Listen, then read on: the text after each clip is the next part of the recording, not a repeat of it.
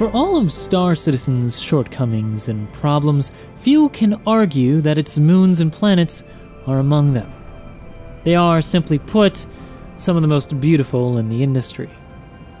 Hey guys, I'm Morphologist, and in this video we're not talking about moons and planets.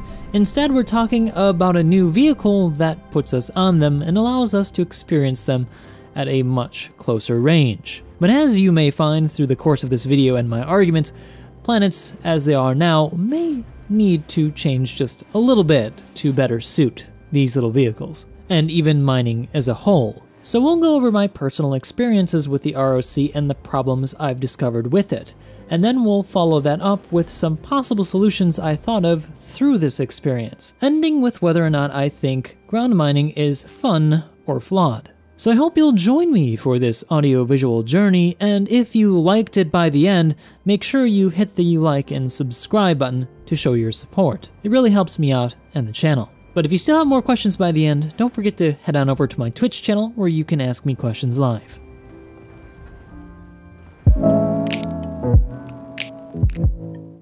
This is the ROC, or ROC, by the company Greycat in the universe of Star Citizen. Its purpose, as you may have guessed, is to mine rocks on planetary surfaces and moons. It's made to go after a new type of rock that's in between hand minables and the big ones mined by the prospector.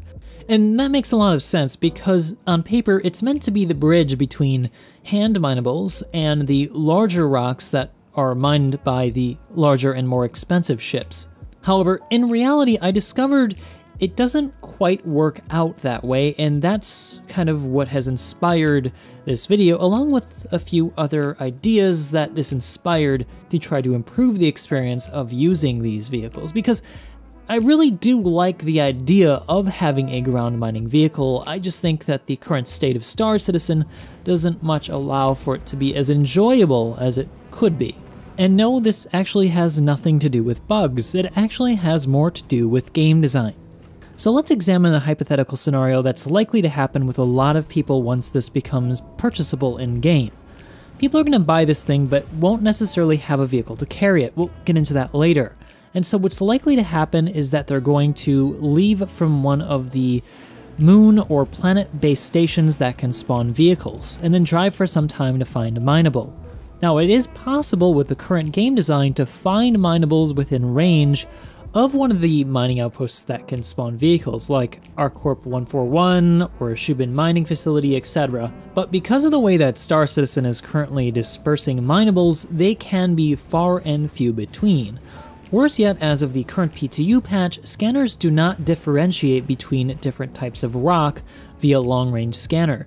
And so you may get a positive ping some 1,000 meters away, but by the time you arrive, you'll realize that it's a large rock that the rover is incapable of mining. That's if you actually manage to get there without flipping over on some of the rough terrain. So then you might make the argument then, why don't you just carry the rover to where you need to go? And that, I think, is the thought process behind CIG making all ships in game capable of scanning down rocks.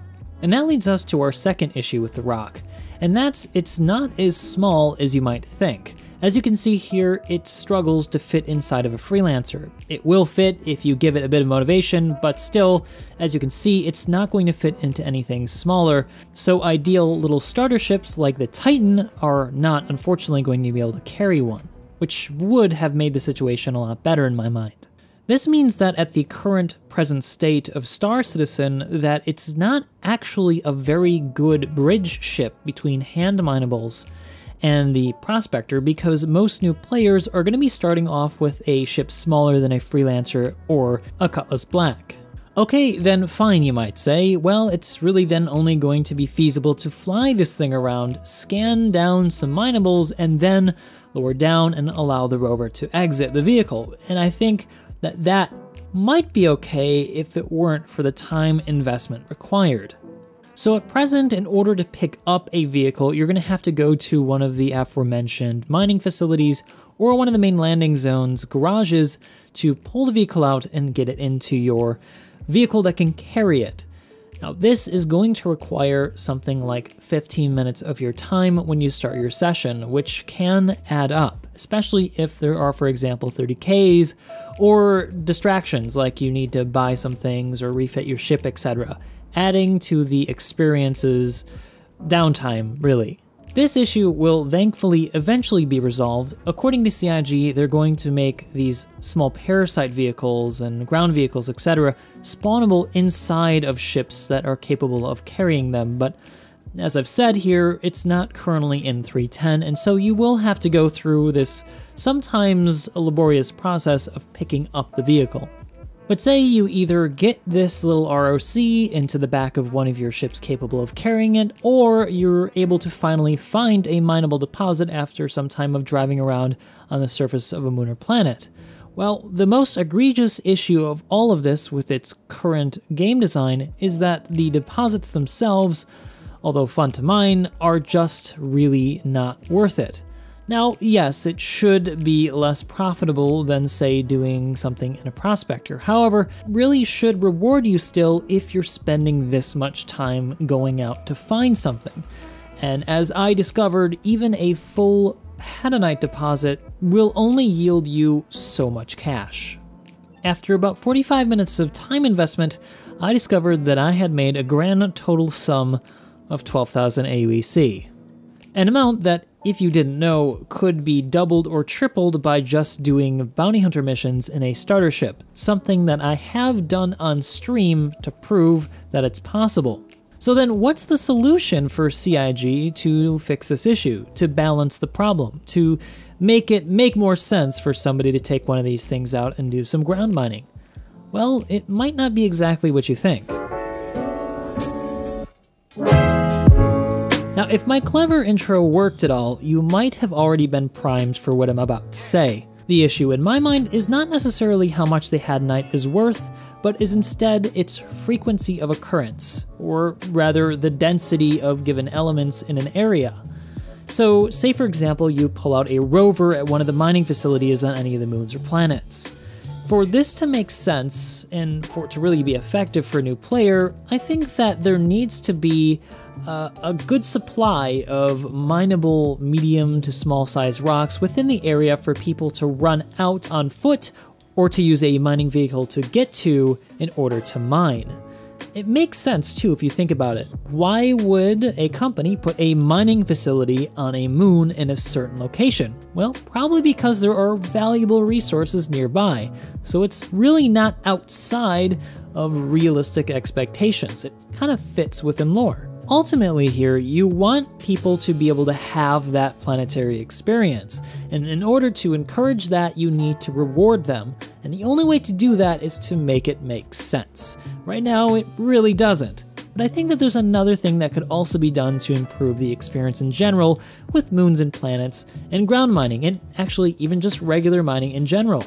And that's the pattern of dispersal itself. At the moment, they don't seem very logical. They're kind of randomly dispersed along the surface of a moon. Now, I could be wrong about this. I'm sure that CIG has some logic behind the way that they're placed, but at the moment, for me, it doesn't really seem like there is one, and that's a problem because that's probably the way that most players are going to see it. What I think could work better is for minables to correlate to geographic features. Say, for example, in one of the canyons that we were flying through just now. If you study geology, it kind of makes sense because canyons are usually revealing layers of sedimentary rock or some sort of rocks that were buried deeper beneath the surface where things of more value could potentially be hidden. Or say, for example, in the center of a crater where a large asteroid hit and deposited some valuable stuff that would typically only ever be, say, in one of the major belts in the Stanton system.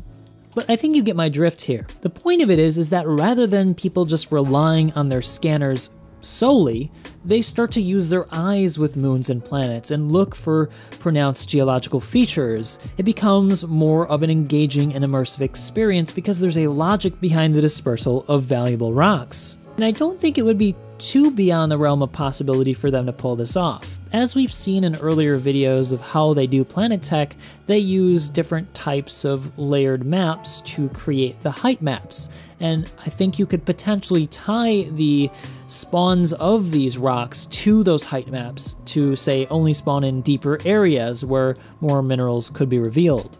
just as an example.